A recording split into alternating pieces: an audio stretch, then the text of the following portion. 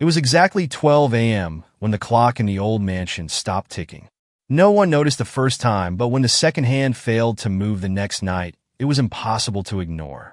The last person who touched it vanished without a trace. Olivia Halloway stepped into the mansion with a faint shiver.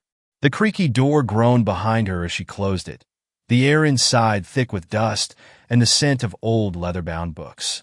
The walls whispered secrets that hadn't been spoken in years. The Halloway estate had always been a source of mystery for the town. No one remembered when the mansion had been built, and no one dared to ask. It was the kind of place children dared each other to approach, but no one ever stayed long enough to discover its true nature. Olivia had inherited the house from a distant uncle she barely knew, but the moment she set foot inside, an inexplicable sense of unease settled over her. It was as if the house itself had been waiting for her arrival. On the second floor, tucked in the corner of a forgotten hallway, stood an ancient grandfather clock. The brass pendulum hung motionless, and the face was cracked and stained with age. Olivia approached it cautiously, her eyes tracing the dark wood and gold accents. It was beautiful, in a way, but also unsettling. She tried to move the hands, thinking they might be stuck, but the second hand refused to budge. The moment her fingers brushed the clock's surface, the air around her shifted, heavy and cold. Her heart skipped a beat. Suddenly, the room grew darker, and the faint sound of a ticking clock echoed from somewhere deep within the mansion. But the clock in front of her still stood silent. The next morning, Olivia tried to ignore the unease that gnawed at her. After all, it was just a clock. But when she walked into the local town store, she was met by the strange eyes of Mr. Finch, the old clockmaker. His hand shook slightly as he adjusted his glasses and lowered his voice. "You're the one who inherited the Halloway house, aren't you?" he asked. Olivia nodded, not sure what to expect. "Don't touch that clock," he warned, his eyes darkening with a mixture of fear and regret. "It's cursed. It has always been cursed. I once tried to fix it, many years ago, but something happened to me when I got too close. The clock, it changes people. Time doesn't work right there."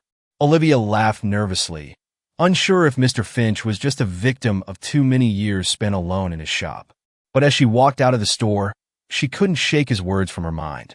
That night, at exactly 12 a.m., Olivia found herself standing in front of the grandfather clock again. She had planned to ignore it, to let it be, but the pull was undeniable. She reached out slowly, her fingers brushing the surface once more. The second hand jerked forward, then backwards again and again, faster now. The room seemed to warp around her, the walls bending and stretching, the air thickening with a strange pressure. Suddenly, the room went still, and the air felt impossibly thick. Olivia blinked and looked around. Everything had changed. She was no longer in the room she had just been in. The furniture was different, the walls freshly painted, and the smell of new would fill the air. But when she moved, there was an odd sensation, as though something about her own body was out of sync with the environment around her.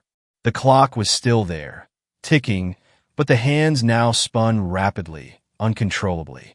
And with each revolution, the shadows in the corners seemed to stretch, grow longer, as if they were pulling her in. Olivia didn't know how much time had passed, but the world outside the clock seemed to shift even more violently with each passing second. She began to hear whispers from the walls, voices that seemed familiar, yet distant. The people she had known in her life, friends, family, whispered in unison, calling her name. "Olivia, come closer." As if driven by an invisible force, Olivia found herself drawn to the ticking clock again, now glowing faintly with a golden light. Her heart pounded in her chest as her fingers touched the cold brass, and everything went black. When she woke, she was back in her bedroom, the morning light spilling through the window. The clock on the wall read 12:01. She felt different. Something was missing. The townspeople had stopped mentioning the Halloway estate, as if they'd forgotten it existed. Her relatives, once eager to greet her, had all disappeared. Olivia now lives in the mansion alone.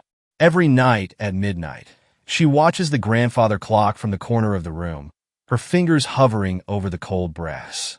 She knows that the clock holds the secret to what happened to those before her. She knows it is not just a timepiece. It is a doorway, a keeper of moments that shouldn't be, moments that have slipped through the cracks of time. And every night, when the clock ticks once more, she feels the pull. But each time, she wonders, what will happen when the clock finally stops? You've been listening to The Midnight Clock, a story of time lost and fate sealed. The next time the clock strikes 12, you might just find yourself wishing you'd never come closer.